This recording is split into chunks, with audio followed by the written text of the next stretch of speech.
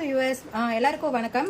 இன்னைக்கு நம்ம ட்ரெடிஷ்னலான இஞ்சி பச்சடி பார்க்க போகிறோம். இதுக்கு வந்து ஒரு கடாய் எடுத்துக்கோங்க. அதில் ஒரு 3 ஸ்பூன் நல்லெண்ணெய் எடுத்துக்கோங்க.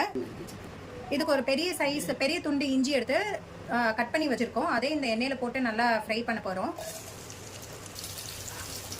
நல்லா ஃப்ரை ஆகட்டும். இஞ்சி நல்லா ஃப்ரை ஆகிட்டு வருது. இந்த இஞ்சி பச்சடி பார்த்தீங்கன்னா பருப்பு சோறுக்கு ஒரு சூப்பரான காம்பினேஷனாக இருக்கும்.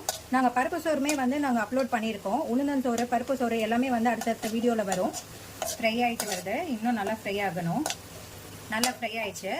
இந்த ஸ்டேஜில் நம்ம எடுத்துடலாம்.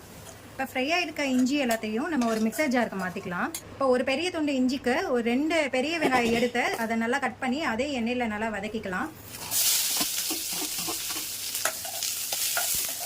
இந்த இஞ்சி பச்சடிக்கு நீங்கள் பெரிய வெங்காயத்துக்கு பதில் சின்ன வெங்காயம் போட்டிங்கன்னா இன்னும் அதோட காரெல்லாம் இறங்கி டேஸ்ட் இன்னும் சூப்பராக வரும். சின்ன வெங்காயம் நீங்கள் போடுறதா இருந்தீங்கன்னா 20 சின்ன வெங்காயம் எடுத்து ஒரு 2 கட் பண்ணி நல்லா வதக்கிக்கலாம். இப்போ அந்த இஞ்சி எடுத்து வச்சுருந்தோம் இல்லையா, அதோட கொஞ்சம் துருவின தேங்காய், ஒரு சில்லு தேங்காய் போட்டு நம்ம நல்லா அரைக்க போகிறோம். அந்த இஞ்சி தேங்காவோட நம்ம ஒரு 1/4 ஸ்பூன் சீரகமும் போட்டு அரைச்சிக்கலாம். இது நல்லா பேஸ்ட்டாக நம்ம அரைச்சாச்சு. இப்போது தண்ணி ஊற்றி வச்சிருக்க வெங்காயம் தனியாக எடுத்து வச்சிருக்கோம். அதே சேம் பேனில் நம்ம ஒரு 2 ஸ்பூன் ஆயில் எடுத்துக்கலாம். இந்த காஞ்ச எண்ணெயோட 1 ஸ்பூன் வீட்டில் அரைச்ச குழம்பு மிளகாத்தூள் போட போகிறோம்.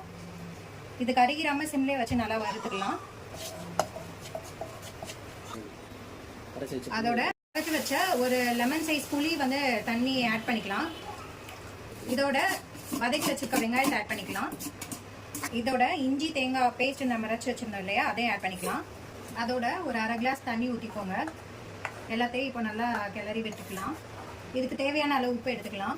போட்டு இப்போ நல்லா மிக்ஸ் பண்ணி ஒரு கொதி வரட்டும். இப்போ பார்த்தீங்கன்னா பபிள்ஸ் வர ஸ்டார்ட் ஆகிடுக்கு. இது நல்லா நமக்கு சுண்டை வற்றி வரணும். எவ்வளோக்கு எவ்வளோ சுண்டை வற்றி வருதோ அவ்வளோக்கு எவ்வளோ டேஸ்ட் சூப்பராக இருக்கும். நல்லா கொதிச்சு வருது. இது நல்லா சுண்டை வற்றணும்.